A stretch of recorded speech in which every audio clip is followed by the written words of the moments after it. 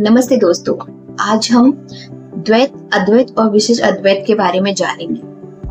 ये द्वैत, अद्वैत और विशिष्ट अद्वैत हमारे वेदों से आया है। वेद जो ज्ञान है, जिसका मतलब ज्ञान है, वो ज्ञान जो हमें हमसे मिलाता है, जो हमें ये बताता है कि हम एक जीव हैं और जीव का एक रास्ता है कहाँ तक पहुंचने का, उस परमात्मा तक पहुंचने का।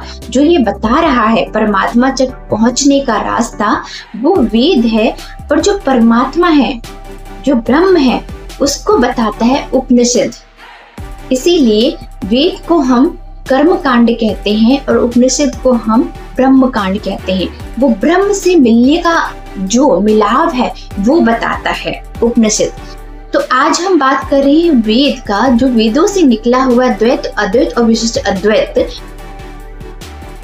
एक वेद से एक आचार्य ने कहा कि ये द्वैत है, दूसरे आचार्य ने कहा कि ये अद्वैत है और तीसरे ने कहा इन दोनों का मिश्रण ही विशिष्ट अद्वैत है। तो चलिए जानते हैं द्वैत। जो माधवाचार्य जी ने बताया द्वैत, उनके अनुसार ये था कि हर एक चीज जो है वो सब एक दूसरे से भिन्न है। भिन्न है कैसे? उन्होंने कहा परमात्मा, इस आत्मा और इस आत्मा के द्वारा जो भी लिया जा रहा है वो सब भिन्न है। कैसे? परमात्मा द्वारा एक आत्मा कार्य कर रही है। ये आत्मा अगर कोई भोग कर रही है, मान लिया आप खाना खा रहे, खाना आपसे भिन्न है, उस आत्मा से भिन्न है। और जो खिला रहा है, जो कार्य करा रहा है, वो परमात्मा आपसे भिन्न है। तो द्वैत कहता है कि ये भिन्नता है।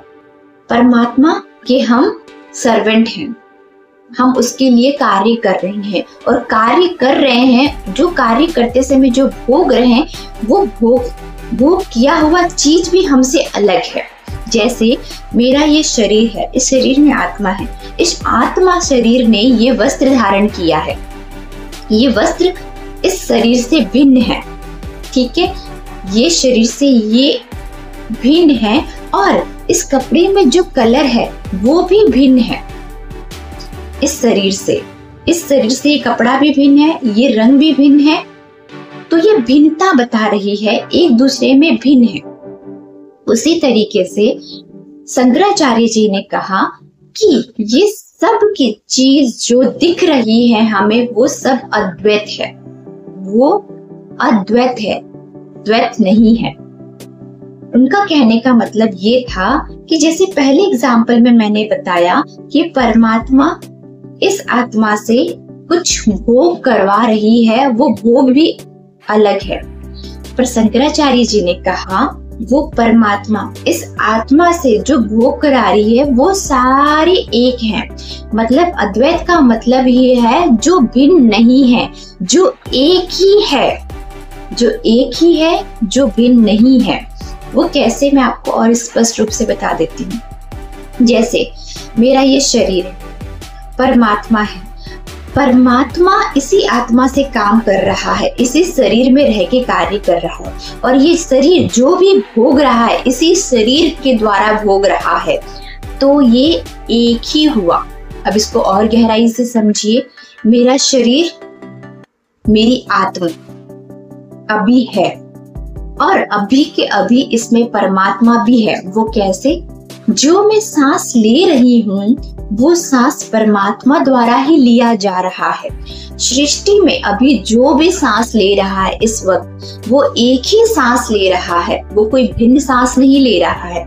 मैं भी वही सांस ले रही हूँ जो जीव जंतु अभी ले रहे हैं। जो जीव जंतु ले रहे हैं वही पेड़ पौधे भी ले रहे हैं, वही हर कण की हर एक चीजें, वही प्राण ऊर्जा अपने अंदर ले रही है। अद्वैत। जैसे जो परमात्मा मेरे द्वारा कार्य कर रहा है, जो मैं भोग रहा हूँ, वो एक है।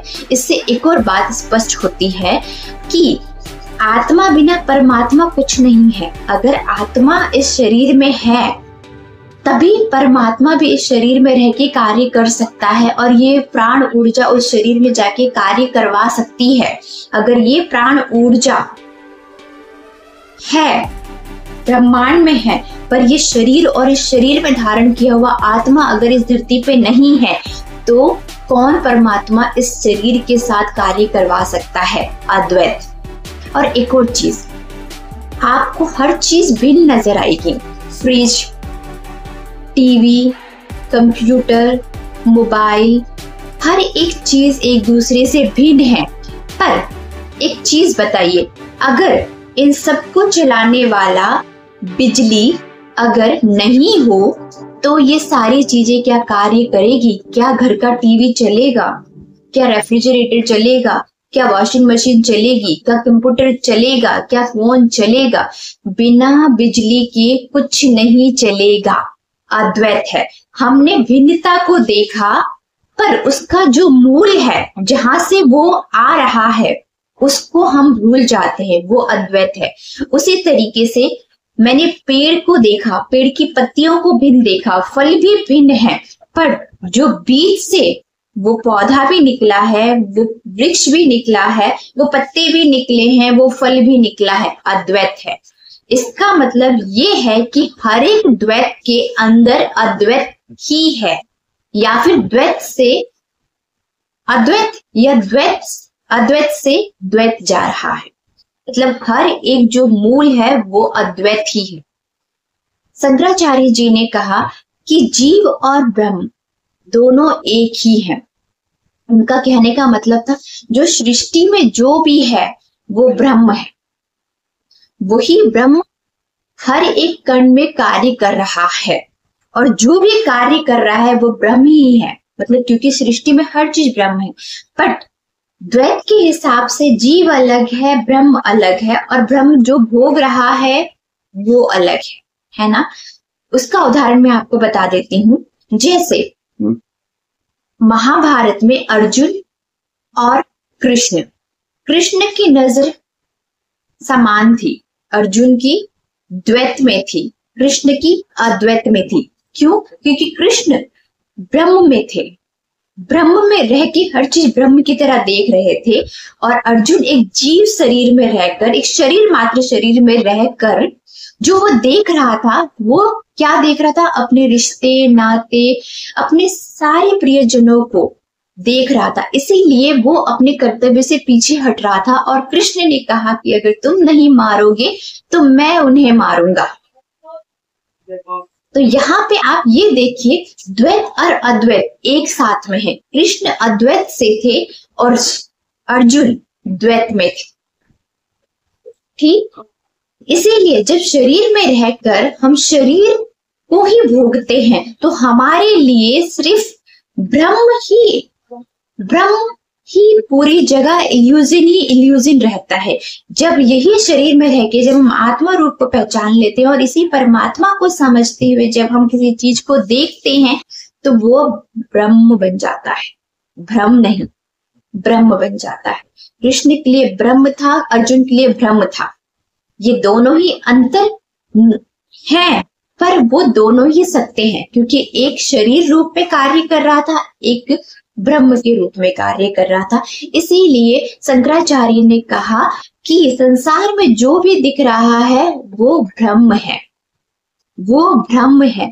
क्योंकि संसार में हम जिस दृष्टि से देख रहे हैं वो जीव दृष्टि से देख रहे हैं, तो वो ब्रह्म ही नजर आएगा। हमारी हर एक चीज ब्रह्म होगी, पर ब्रह्मांड में जो रहकर ब्रह्म को समझकर ब्रह्म को ही देखेगा।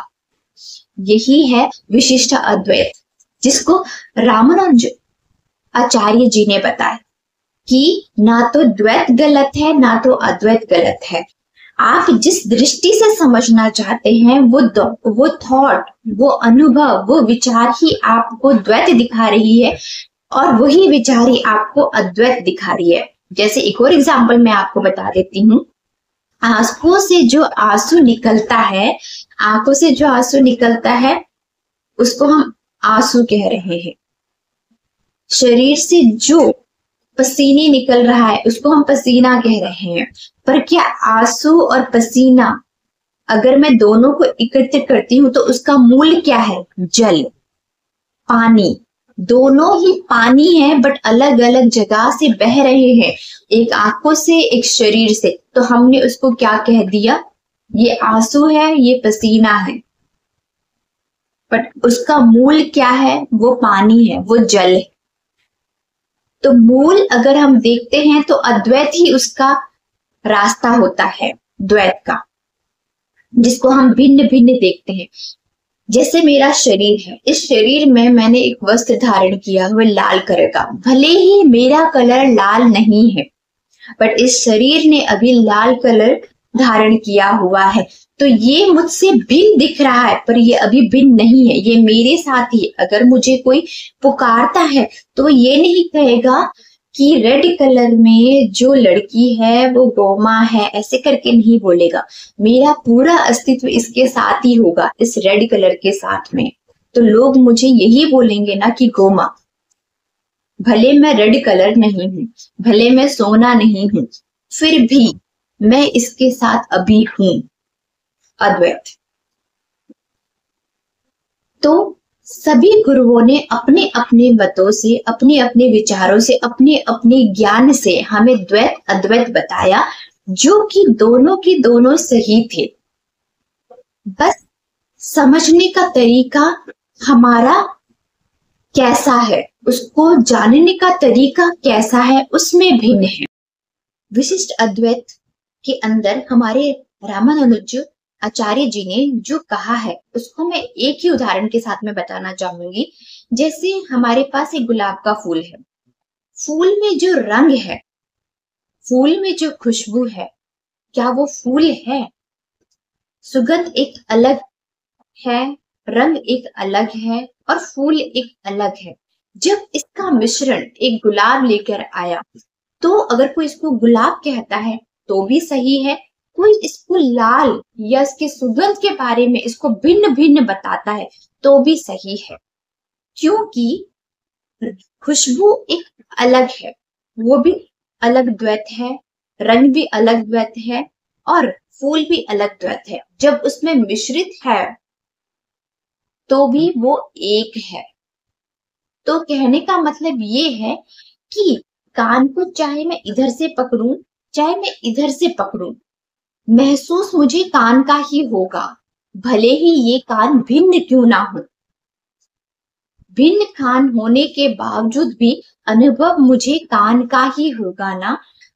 इसीलिए दो कान द्वैत हैं, बट अनुभव अद्वैत है, क्योंकि दोनों का कार्य सुनना है। एक कान कुछ अलग सुनेगा, दूसरा कान कुछ अलग सुनेगा, ऐसा नहीं है, वो एक ही सुनेगा, जो भी सुनेगा अद्वैत है।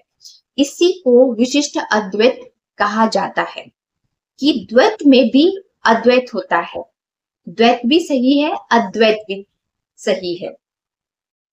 यही हमारे तीनों आचार्यों ने बताया, द्वैत, अद्वैत और विशिष्ट अद्वैत।